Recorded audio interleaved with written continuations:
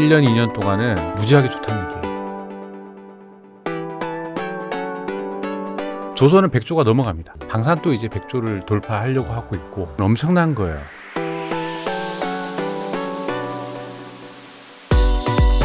고정 댓글을 타고 오세요.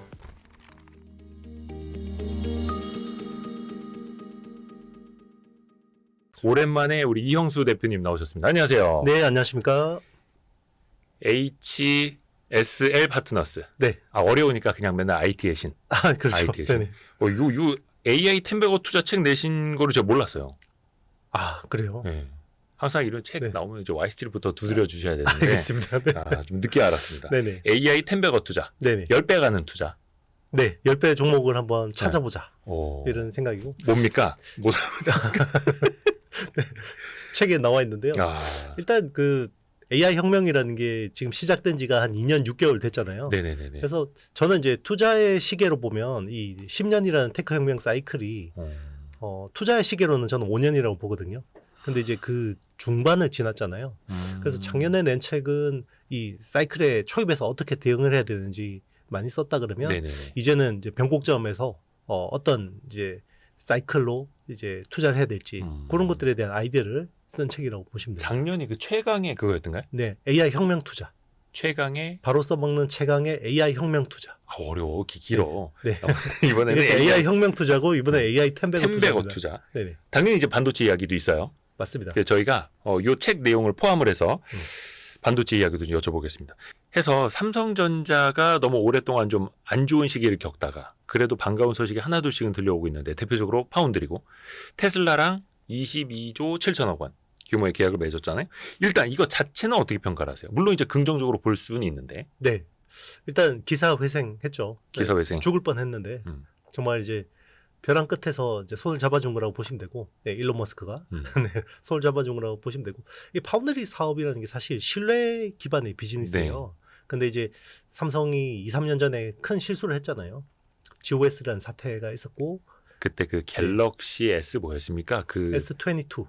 22였나요? 네, 맞습니다. 그때 이제 AP에다가 좀 장난을 쳐서 문제가 됐고, 그리고 이제 생산 수율도 문제가 생겨서 외부 고객으로는 제일 큰 고객이 퀄컴이거든요. 떨어져 나왔죠. 맞습니다. 퀄컴이 이제 TSMC로 옮겨 탔고, 근데 이제 옮겼는데 그때부터 칩이 잘 나오는 거예요. 그래서 처음에는 이제 설계 문제가 아니냐 이런 식으로 이제 약간 좀 물타기 하다가 나중에 이제 체면이 완전히 구겨지게 됐고, 그 사건 이후로 의미 있는 고객들이 안 왔죠. 네, 삼성 파운드리로.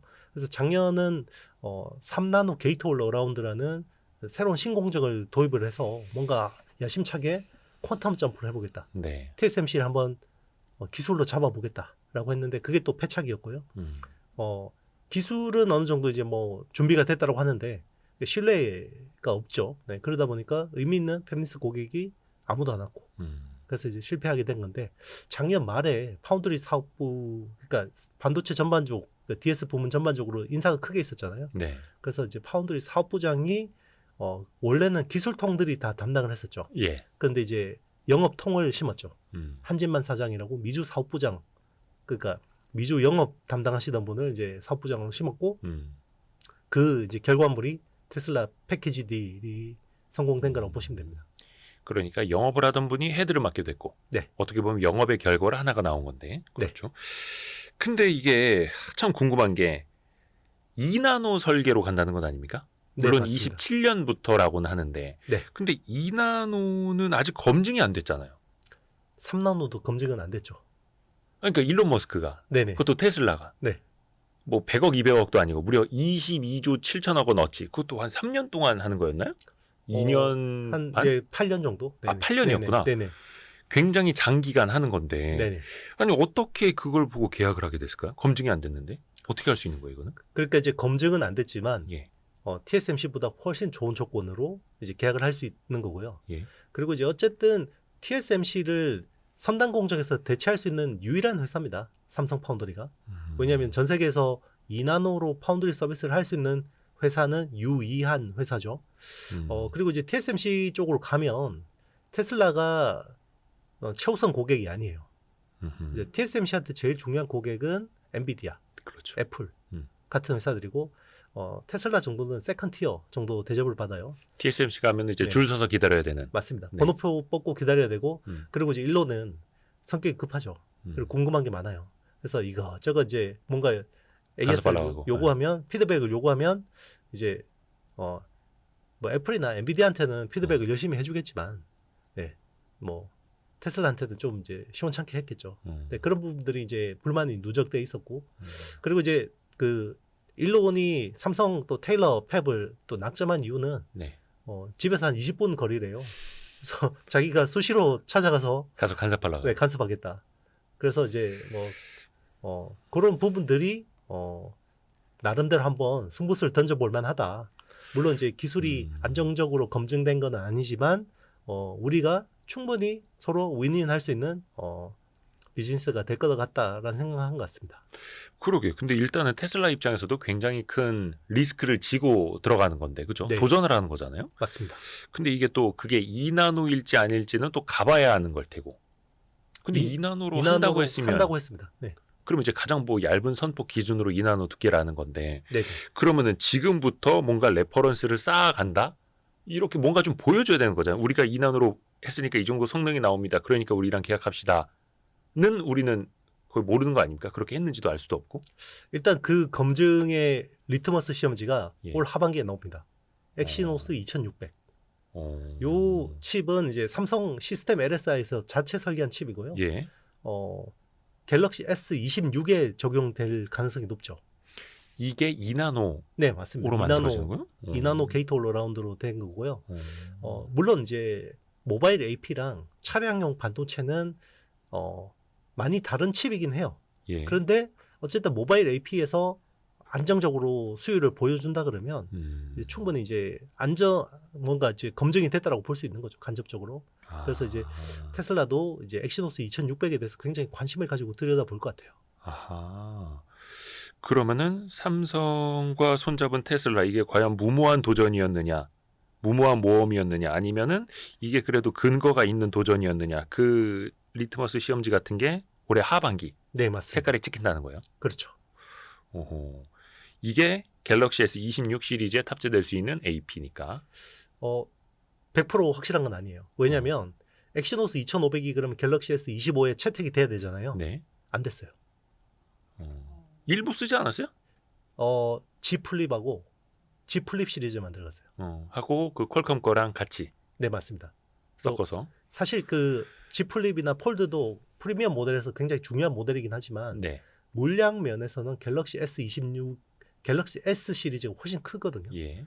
이게 뭐 한 2천만 대, 3천만 대 정도 되는 물량이기 때문에 음. 여기가 중요한데 올해 갤럭시 S25에는 못 들어갔고요. 음. 그러고 작년은 어떻게 됐냐? 작년 들어갔어요. 음. 그래서 작년이 파운드리 사업부가 괜찮았던 거고 올해가 그러니까 뭐 재작년에 괜찮았던 거고 작년이 안 좋았던 게 그러니까 엑시노스 2500이 별로 들어가고. 네, 못된 거죠. 네. 그래서 가동률이 떨어지니까 파운드리 사업부가 분기당 2조 5천억 적자를 내는 거죠. 그러니까 이게 그 IT 전문지들 보면은 엑시노스 시리즈가 들어간다 안 들어간다, 퀄컴께 어디에 들어가고 엑시노스 거는 어떤 모델에만 들어간다, 이게 막 거의 이제 단독 기사가 될 정도로 막 어지럽게 나오기는 하는데, 그러면은 삼성은 자체 파운드리로 만든 그 엑시노스, 그러니까 AP, CPU라고 하는 거, 그거를 어떨 때는 채택을 하고 어떨 때는 안 하고, 이거는 뭐예요? 어떻게 하는 거예요? 성능이 나오면 쓰고요. 성능이 안 나오면 뺍니다. 자기네가 봐도. 네, 맞습니다. 이게 이제 2022년 갤럭시 S22부터 이런 경향이 생겼는데 그 이전까지만 해도 어지간하면 썼어요. 자사 칩이니까. 자기네 거니까. 네. 그런데 이제 갤럭시 S22에서 큰 문제가 생겼잖아요. 예. 그러니까 이제 무선 사업부가 아무리 이제 같은 회사 다른 사업부지만 못 봐주겠다. 네, 이게 이제 우리 세트 제품의 판매에 문제가 되니까 이게 같이 죽는다. 그래서 퀄컴을 이제 최우선적으로 이제 쓰기 시작한 거죠. 그래서 그게 25 시리즈부터 일부 돌아오기 시작을 했고, 네. 26에 과연 많은 물량으로 들어가느냐, 네, 그게 곧 이제 성능에 대한 평가가 될 테고, 맞습니다. 또 그거를 또 테슬라는 당연히 보고 있을 테고, 그렇죠. 만약에 그 뭡니까 엑시노스 2600 S26 시리즈에 탑재됐는데 성능이 만약에 안 좋다, 그러면 이제 테슬라가 또 막 그렇죠. 떨고 있겠네요. 충분히 갈아타려고 할 겁니다. 계약 취소. 계약 취소까지는 아니더라도 이제 규모를 줄이거나 아, 아니면 TSMC로 이원화를 준비하거나 그러니까 일론 머스크가 그 X에다 자기가 올리기로는 그거보다 몇 배 더 커지는 물량이 될 수도 있다라고 했는데 네. 그건 이제 엑시노스 2600이 잘 나오는 거 보고 맞습니다. 저 2나노 저거 GAA 공정 잘 되나 보고 되게 중요하네요. 그래서 맞습니다. 얼마 안 남았네요. 근데 그렇죠. 지금 이제 한창 개발 중일 거고요. 아마 뭐 한 두어 달 안에 양산 탈 겁니다. 왜냐하면 갤럭시 S26에 채택되려면 올 하반기에는 양산을 해야 되죠. 그래야 내년 초에 나오니까. 나오니까. 네, 나오니까. 네. 그 되게 중요한 순간에 지금 있는 거네요. 삼성전자 특히 파운드리가. 그렇죠. 이제 생과 사의 기로 있습니다. 아니 그래도 이게 연달아서 좋은 소식이 들린 게 애플의 요거는 이제 기사 나오기로서는 이미지 센서로 추정이 된다고 하는데 네. 애플 쪽의 파운드리도 이제 받는다고 기사가 나왔어요. 네. 삼성도 인정을 했고 애플이 소니가 아니라 네. 삼성을 택한 이유는 뭘까요? 특히 이제 이미지 센서에서. 일단 첫 번째는 지정학의 산물이에요. 음. 왜냐하면 이제 애플이라는 회사가 트럼프를 이제 일기 때 겪었잖아요. 네. 트럼프가 일기 때도 굉장히 뭐 이상한 말을 많이 하고 미국으로 이제 제조업을 가져오라 이런 이야기를 했지만 네. 사실 그때만 해도 대충 눈치 보고 뭉갰거든요. 뭉개고 그리고 이제 중국 가서는 굉장히 좋은 립 서비스 이야기해주고 네. 그래서 이제 뭐 트럼프 지지자들 입장에서 저건 박쥐냐 뭐냐 뭐 이런 이야기를 많이 했었고요. 그리고 사실 또 애플이 트럼프 쪽에다가 로비를 해서 네. 미국 로비가 합법입니다. 네, 로비를 해서 잘 이렇게 넘어갔죠. 그런데 이제 좀 팀쿡이 좀 이제 전략적인 판단을 미스를 한 거는요. 1기 행정부하고 2기 행정부가 같다라고 생각한 거예요. 트럼프 1기 행정부랑 2기 행정부는 완전히 다른 정부예요. 더 강성이죠. 맞습니다. 1기 행정부 때만 해도 트럼프가 공화당 주류를 장악하지 못했어요. 네네네. 그래서 마이너 했고요. 그리고 이제 트럼프가 뭐 명령을 해도 영이 안 쓴다고 하죠. 네. 예, 실무단에서 많이 뭉개기도 하고 그리고 이제 그 강요들 내각에서 어르신들이라고 하는 연세 많으신 분들 뭐 틸러스 재무 뭐 장관이나 네. 뭐 이런 분들 말 잘 안 듣는 분들이 이제 포진해 있었고 그리고 이제 그런 사람들 이야기에 좀 말을 많이 들었었죠. 뭐 펜스 부통령도 계셨고요. 그런데 이제 2기 행정부는 트럼프가 이제 바이든한테 정권을 뺏기고 나서 절치부심하면서 공화당 내에서 노선 투쟁을 했죠. 그래서 주류를 장악했어요. 그리고 이번 2기 행정부 내각은 철저한 충성파. 네. 능력 필요 없다. 무조건 나한테 충성하는 사람만 음. 쓰겠다라고 했고요. 그리고 무엇보다 가장 강력한 게 레드 웨이브. 상하원을 공화당이 장악했어요. 장악을 해서. 네. 그래서 지금 의회 권력을 트럼프가 완전히 컨트롤하게 된 거예요. 네. 그래서 이제 1기 행정부보다 2기 행정부가 훨씬 강력하고 파워풀한데 애플은 1기 행정부 때 하던 것처럼 적당히 뭉개면서 이제 친중 행보를 보이니까 이게 완전 제대로 된통 맞은 거죠. 그래서 최근에 항복선을 했죠. 그래서 팀쿡이 손 떨면서 나와가지고 $1,000억 미국에다가 투자한다. 추가 투자 발표하겠습니다. 그리고 코닝이랑 그 유리 맞습니다. 만드는. 예. 그리고 이제 $5,000억 총 누적으로 이제 $6,000억 트럼프 임기 내에다가 투자하겠다라고 했는데 자 그러면 미국에서 갑자기 뭐 제조 밸류 체인을 하려고 하면 지금 준비해서 하면 시간이 너무 없고 네. 제대로 뭐 투자를 한다고 해도 여기서 뭐 생산이나 이런 게 안 되잖아요. 트럼프가 원하는 눈높이나 시각을 못 맞추잖아요. 네. 그러면 미국 내에다가 뭔가 라인을 깔아놓은 회사를 활용할 수밖에 없죠. 그것도 자체 투자나 마찬가지니까. 맞습니다. 그래서 이제 삼성 테일러 팹은 아니고 이제 오스틴 팹. 그러니까 CIS, 그러니까 CMOS 이미지 센서는 뭐 프로세서보다는 선단 공정이 필요하진 않아요. 네네네. 그래서 기존에 애플의 예전에 AP를 생산했던 오스틴 팹에서 네. 이제 그거를 일부를 라인을 개조해서 이제 CMOS 이미지 센서를 쓰기로 했고요.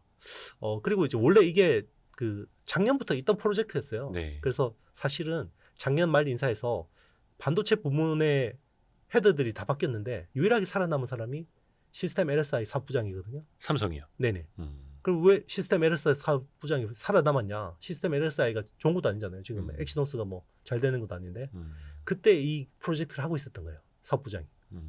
애플하고 이 프로젝트를 하고 있었는데 그때만 해도 이게 애플이 전면에 셀피 카메라를 줄까 후면에 광각 카메라를 줄까 이걸 굉장히 고민하고 있었어요. 예. 이게 왜 이게 중요하냐면 셀피 카메라는 사실 이게 돈이 좀 저사양. 저사양이고요.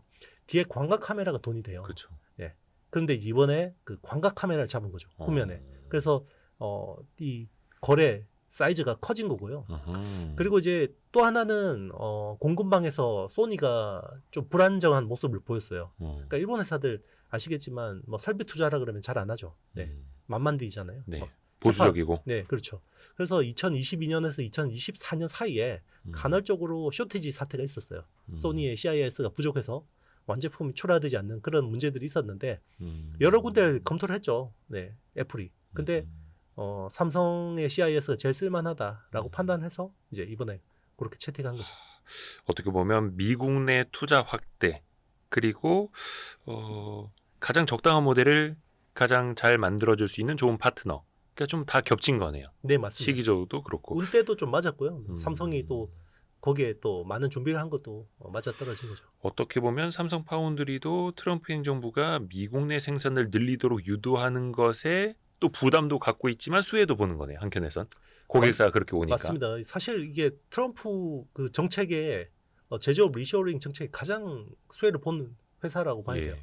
삼성 파운드리가 사실 그 전만 해도 트럼프 행정부 이전만 해도 여기 고객 물량이 없어서 이걸 투자를 그렇죠. 해야 되냐 말아야 되냐 막 투자를 지연하고 이런 분위기였거든요. 투자를 해놓으면 뭐해? 손님이 안 오는데. 맞습니다. 테이블은 깔아놨는데 손님들이 오질 않아. 막 이런 그렇죠. 것처럼. 그렇죠. TSMC하고 기술 격차가 더 벌어지고 막 이런 문제가 있다 보니 상황이 완전 바뀐 거죠. 그런데 지금. 그러면은 이게 원래 그 파운드리라는 게 고객이 많아지면은 또 양산할 수 있는 게 많아지고 레퍼런스가 많아지고 이걸 바탕으로 또 더 많은 고객을 유치할 수 있고 이렇게 흘러가는 거라면서요. 맞습니다. 그럼 여기도 이제 조금 이제 선순환 구조로 갈 수 있다 이렇게 볼 수도 있을까요? 그렇죠. 이제 이게 파운드리라는 게 신뢰 기반의 비즈니스라고 했잖아요. 이 금융업하고 비슷해요. 한번 신뢰를 잃으면 이거 회복하기 되게 힘들어요. 네. 그러니까 이제 삼성 입장에서는 공정에 대해서 준비는 됐지만 글로벌 빅테크를 수주하는 게 되게 중요했었거든요. 근데 아무도 먼저 가서 이렇게 안 하려고 하는 거죠. 네. 근데 이제 테슬라가 테이프를 끊어준 거죠. 그러면 이제 테슬라가 저렇게 배팅을 할 정도면 우리도 해도 봐도 되겠다라고 해서 이제 최근에 이제 삼성 파운드리 쪽으로 문의가 많은 거죠. 왜냐하면 원래 TSMC 쪽은 번호표 뽑고 기다리던 업체들이 너무 많았어요. 그리고 이제 가격도 너무 비싸게 계속 올리다 보니까 좀 불만도 많았었고요. 그래서 테슬라뿐만 아니라 애플까지. 네. 그러니까 다른 기업들도 저 집 이제 좀 맛집 됐나 보네. 소문난 맛집인가 보네. 이렇게 하고 그렇죠. 또 찾아가는 먹을 거고. 만한가 보다라고 해서 이제 이제 번호표 이거 너무 길어서 안 되겠다. 이렇게 가는 거죠. 그 왜 예전에 그 충격적인 이야기가 삼성 파운드리 이야기였던 것 같은데 이제 금요일 오후여서 회의 못 한다 막 이런 이야기 엄청 회자된 적이 있었잖아요. 그래서 영업도 되게 뭔가 의뢰 마인드로 열심히 해야 되는데 당연히 이것도 좀 달라지고 있겠죠. 삼성 내부에서. 그렇죠. 사실 전영현 부회장이 올드보이지만 예. 삼성 반도체 전성기를 이끌었던 분이거든요. 그러니까 메모리 사업부장을 하고 원래 부문장으로 승진을 해야 되는데 사실 거기서 물 먹고 그 삼성 SDI로 사실상 이제 좌천되신 거잖아요. 그래서 이제 돌아오신 분이니까 얼마나 도끼에 가득 차 있겠습니까? 그러니까 이제 그 문화들이 완전 바뀌었다고 봐야 되고 사실 그 전영현 부회장이 중간 인사로 바뀌고 나서 작년에 이제 본인 인사를 한 거거든요. DS 부문은. 그러니까 이제 지금은 전영현 부회장의 리더십이 굉장히 잘 먹혀 들어가고 있다 이렇게 보고 있습니다. 좋습니다. 그리고 또 그 애플이 사실상 삼성이랑 굉장히 큰 이제 경쟁 구도에 있을 수밖에 없지 않습니까? 네. 그래서 원래 그 폴더블 폰도 그렇고 OLED 같은 경우에도 중국 BOE 물량 좀 많이 주려고 했었는데 거기 뭐 특허 문제도 있어서 근데 이번에 또 이미지 센서까지 삼성의 파운드리로 그러면 어쩔 수 없이 동행은 계속 같이 가는 거네요. 한편에선 경쟁 또 한편에선 동행. 맞습니다. 이런 지정학적인 구도 변화가 없었다 그러면 점점 더 이제 서로 거리를 뒀겠죠. 점점 더 중국 쪽으로 많은 밸류 체인을 옮겼을 텐데 네. 지금은 이제 그렇게 하다가는 이제 크게 혼날 것 같잖아요. 네, 그러니까 지금 방향을 급선회한 거예요. 그래서 이제 팀 쿡이 기존에 본인이 하던 방식대로 해서는 큰일 나겠다라고 생각했기 때문에 방향을 전환했는데 그러면 이제 중국을 대체할 어떤 서플라이 체인을 만들려면 결국은 대만, 한국, 일본이거든요. 네. 근데 그 중에서 제일 그래도 공격적으로 투자 해주고 잘 따라와주는 협력사들이 한국이죠. 한국에 있는. 네. 어떻게 보면 애플 입장에서는 적과의 동침을 좋으나 싫으나 계속해야 되는. 네, 사실 이제 애플은 삼성을 굳이 경쟁자라고 생각 안 할 것 같습니다. 이제는. 네. 그러네. 이게 좀 뼈아픈 이야기지만 네, 시가총액으로 봐도 지금 10분의 1이나 되나요? 그렇죠. 예, 그렇습니다. 이미 이거 뭐 참. 사실 프리미엄 삼성과 애플을 네. 경쟁자라고 생각을 했던 제가 잘못했습니다, 여러분. 사과드리겠습니다. 그거는 한 5년 전까지 이야기했죠. 네. 예, 죄송합니다. 너무 제가 옛날에 머물러 있어가지고 이게 참 쓰라립니다. 그렇죠. 우리 입장에서도 보면. 그러면은 아까도 잠깐 이야기해 주셨습니다만 이제 신뢰에 기반에 두고 있는 거고 선순환 구도로 가야 되는 거고 아시다시피 이제 TSMC랑 시장 점유율 파운드리 보면 너무 멀었잖아요. 거의 60%대 뭐 9% 막 이런 식으로까지. 맞습니다. 이제는 좀 좁혀질 수 있을까요, 그러면? 당분간은 뭐 이 더 좁히기는 쉽지 않을 것 같아요. 네. 시간이 걸리는 시간 좀 필요하긴 한데 근데 이제 중요한 거는 이제 수주 물량이 깔리잖아요. 예. 네, 그러면 이제 이 시간을 두고 이제 점점점 이제 축소를 시킬 수가 있는데 여기서 또 중요한 하나의 또 변수는요. 네. 후공정이에요, 의외로. 어, 그러니까 이제 파운드리 그 팹 공정도 중요하지만 네. 후공정이 되게 중요해요. 특히나 어드밴스드 패키징이라고 하는 예. 이종 집적 반도체. 여기서 이쪽 시장이 엄청 커지고 있거든요. 예. 그러니까 사실 TSMC도 이제는 파운드리 시장에서 먹을 만한 물량이 없잖아요. 예. 자기가 예. 뭐 여기서 더 마켓 셰어를 더 늘려가지고 크게 독점 사업자가 되는 걸 원치도 않을 거고. 그래서 이제 파운드리 2.0이라는 이야기를 많이 합니다. 그래서 후공정, 오사 쪽의 생태계하고 설계 생태계 이런 것까지 다 아우르는 것들을 진행하고 있는데 여기서 이제 삼성이 마켓 셰어를 가져오는 게 중요하죠. 그게 TSMC는 코어스라고 하는 게 그거였던가요? 맞습니다. 코어스 그러니까 뭐 칩온 웨이퍼 온 서브스트릿? 예. 예. 근데 그거를 TSMC가 기가 막히게 잘 해왔던 거고 그럼 삼성도 코어스 같은 걸 할 수 있는 기반은 되어 있나요? 기술은 있죠. iCube라는 기술이 있습니다. 예. 그런데 이제 제대로 양산을 해본 경험이 많지는 않죠. 예. 왜냐면 고객이 없으니까. 안 해봐서. 특히나 이제 이 그 코어스나 iCube 같은 경우 서버 칩이잖아요. 네. 삼성이 이제 의미 있는 서버 칩을 처음 수주한 게 테슬라의 AI6입니다. 이제. 그리고 이게 뭐 100% 서버 칩도 아니고요.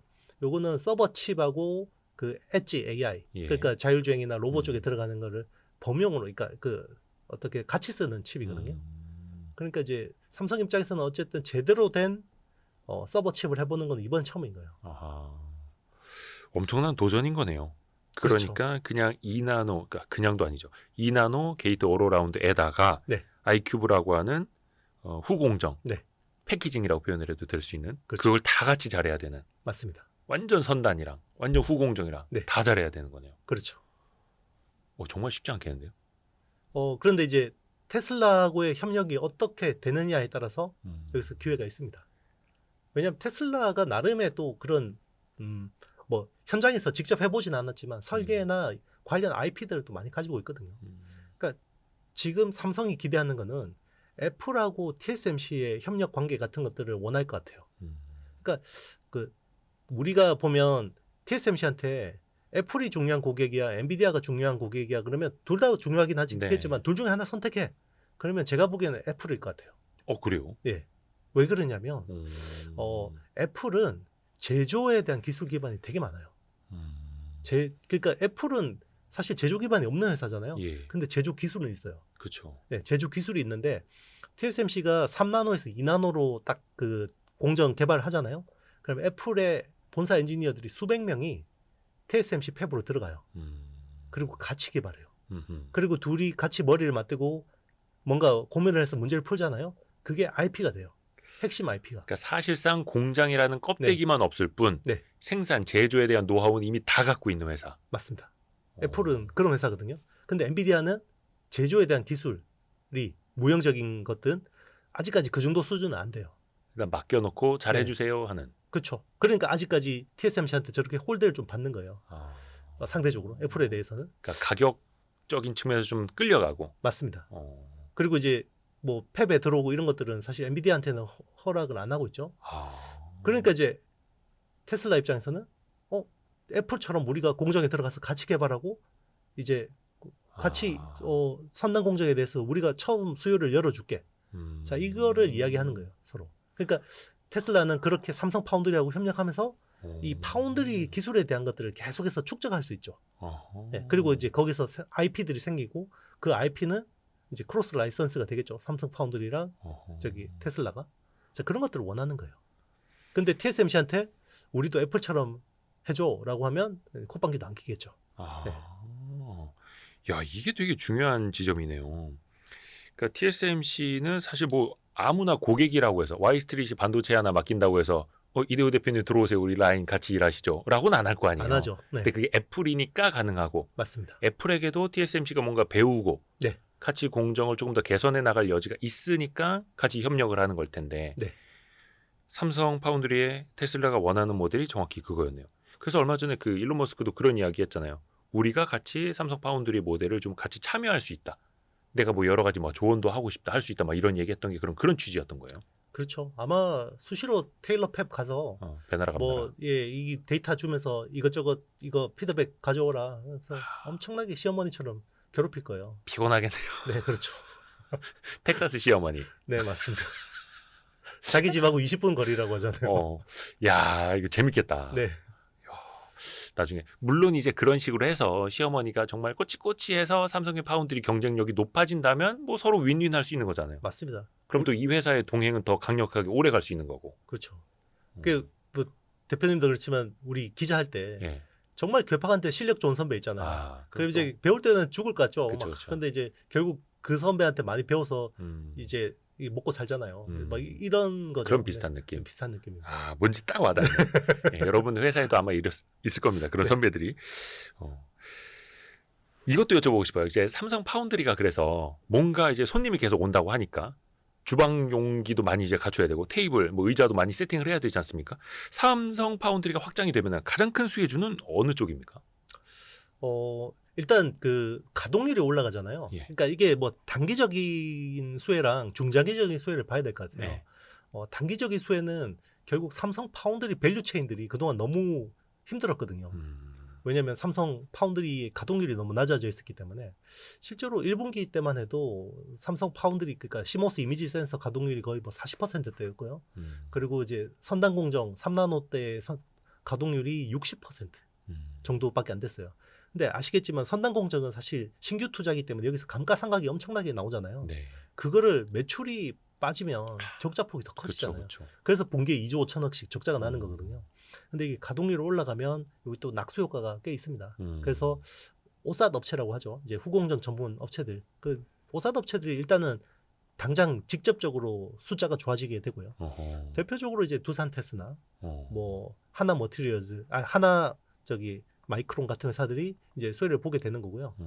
그리고 이제 테슬라가 일단 길을 열어줬잖아요. 네. 그러면 수많은 팬리스 업체들이 또 일단 그 태핑을 해볼 거 아닙니까? 삼성 파운드리하고. 그러면 이제 중간에 누가 중개를 해주는 업체들이 있겠죠. 그게 이제 DSP라고 하죠. 디자인 솔루션 파트너스. 그런 쪽에서는 뭐 가온칩스, AD 테크놀로지 뭐 이런 회사들이 수혜를 보게 되는 거고, 그리고 IP를 하는 뭐 칩스 엔비디아, 뭐 퀄리타스 반도체 이런 회사들도 수혜를 보게 되는 거죠.